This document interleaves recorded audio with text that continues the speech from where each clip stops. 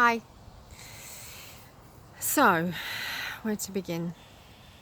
We had our holiday and it was brilliant. Lovely to spend so much time with the children. Physically exhausting. The kids were up 5:30 till 10, 10:30 most days, and I still couldn't cope lifting and things like that. I've only just started to feel better and not sort of hug my cushion all the time.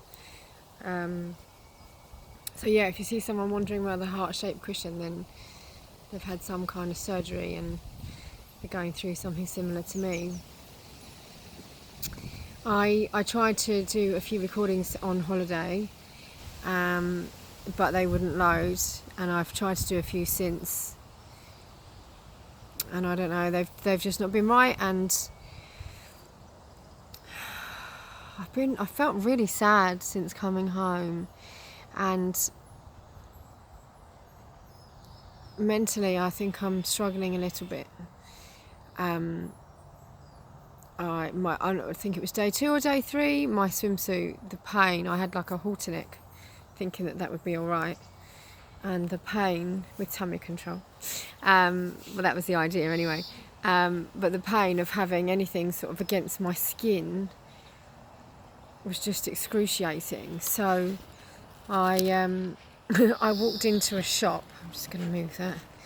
I walked into a shop on the resort and said, do you have any scissors? So she said, yeah, and I then proceeded to cut. I was wearing my swimsuit under a vest top and shorts, and I then proceeded to cut all the way around the middle of my swimsuit because I just couldn't cope with the pain anymore. And then what I should have done is I should have just taken like bikini bottoms and a vest top, and then that would have been bearable. And that's pretty much what I wore. I wore the bottom half of swimsuits and a vest top. And for the most part, I wear like a scarf or a snood or something around my neck so it covers it. But it was too hot, and there was lots of Russian families there, Muslims, ladies covered head to toe in UV suits and things, and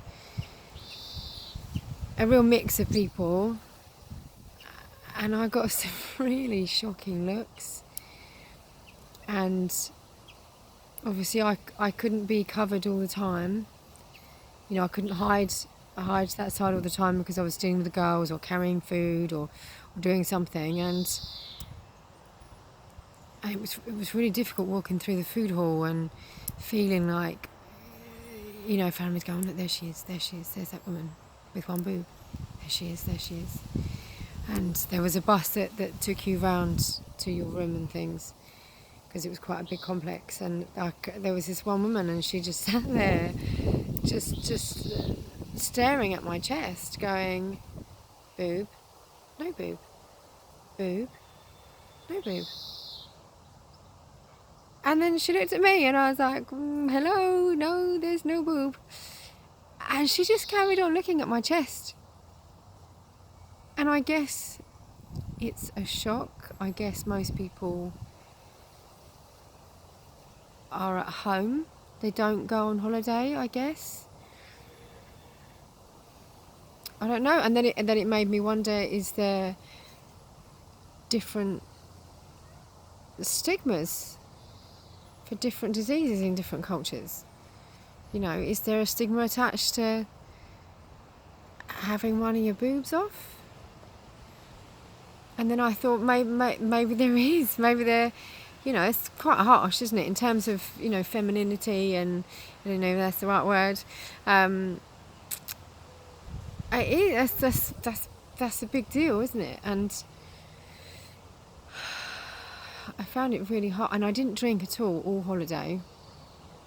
We tried to get Southern Comfort at the airport, and they'd sold out. They didn't have any. And then we got to Turkey, and right next to where the bags come in, there was another duty free. So I found a leaf spotter or some comfort there. So I bought that very excited because we've been to this resort before and I knew there was no drink really that I liked, so I had a hip flask and everything all ready, and we got everything onto our little bus, and we took the kids out the pushchair and put them in the bus, and then the pram fell over and there was this almighty smash and my Southern Comfort poured all over the airport floor. So I took that as my sign that I wasn't supposed to drink, and so I didn't. I drank water and the odd Diet Coke. Yeah. Funnily enough, the day we came home, I'd done a bottle of Prosecco in about half an hour whilst I was unpacking. Oops. And I've had quite a few since. It's definitely, my intake is definitely increasing this week. Yeah, it was lovely to be away, but it was even nicer to come home. And then this week,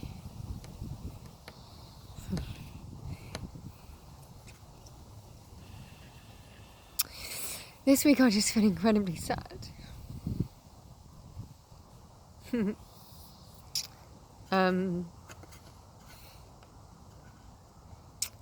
I think mainly because of my youngest daughter.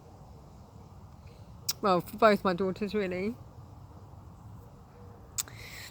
My eldest keeps saying to me, please don't leave, Mummy. And I don't think she means as in die. I think she is aware that there's stuff going on and just wants to be close to me.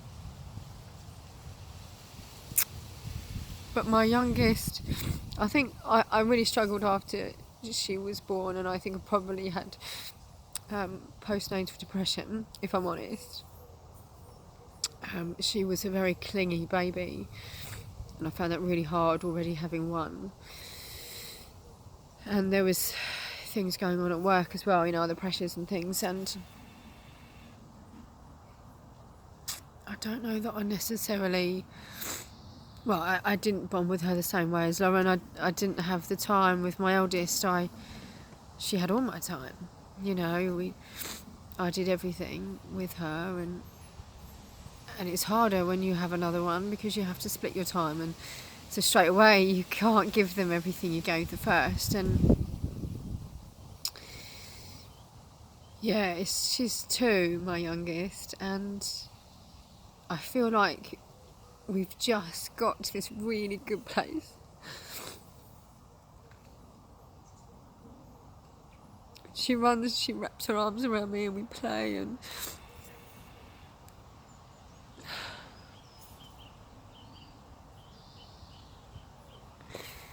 I've finally healed from the last operation and I've got to do it all again.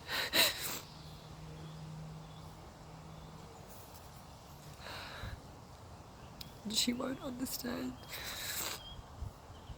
She will just know that Mummy's not playing again.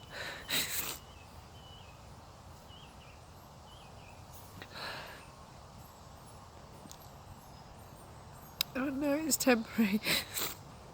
And everyone keeps saying yes, but once the nodes have gone, the cancer is gone, and it's all for the best. Of course it is.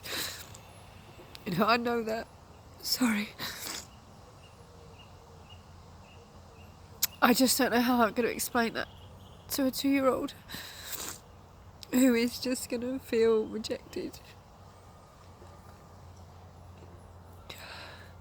And rejected by her mum.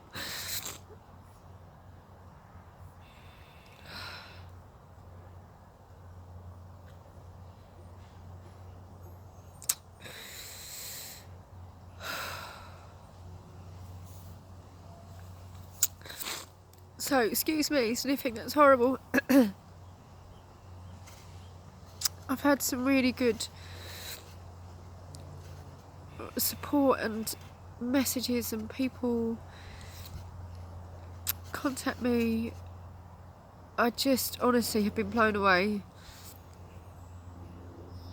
and so touched by so many people And I've thought about you all since my last one, really, since my last video, and it has helped in a really weird way. I didn't really realise the true power of social media, and yeah, it's been a really positive thing, and I just want to say thank you, because even if nobody watches this, just the fact that somebody might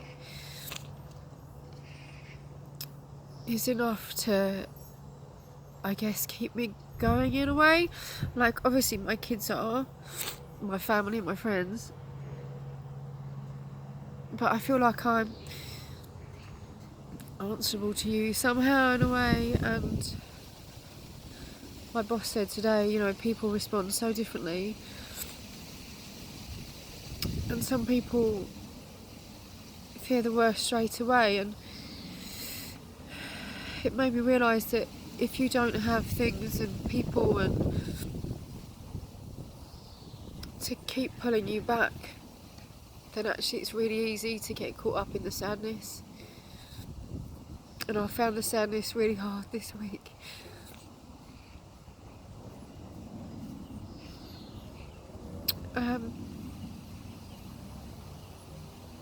But I have amazing family and friends. And I know the sadness is temporary. I know this is all temporary, and I just got to keep going. I just got to keep fighting, and I don't know what's going on with this top. So thank you for those that have watched, for those that have contacted me and messaged me, and thank you. I go in for my op on Monday, so I'm guessing there's going to be quite a bit of Prosecco drunk between now and then. I have 3 bottles in my fridge already. So I'm anxious, and I don't want to be in pain again, you know, so I don't know when my next video will be, but thank you for making me do this now, I guess, because you give me reason in a bizarre way to pick myself up and keep going. My children drive me, obviously, to be well and better, but you guys drive me too. So the next time we chat, I will have had my node clearance. Sounds lovely, doesn't it? They'll have taken all the lymph nodes, and that'll be it. I'll be cancer free. So that is yeah, that'll be good. That'll be good, and then we'll know more from then, I guess, and we can keep going. Anyway, now I'm waffling. So thank you, and I'll speak to you all soon.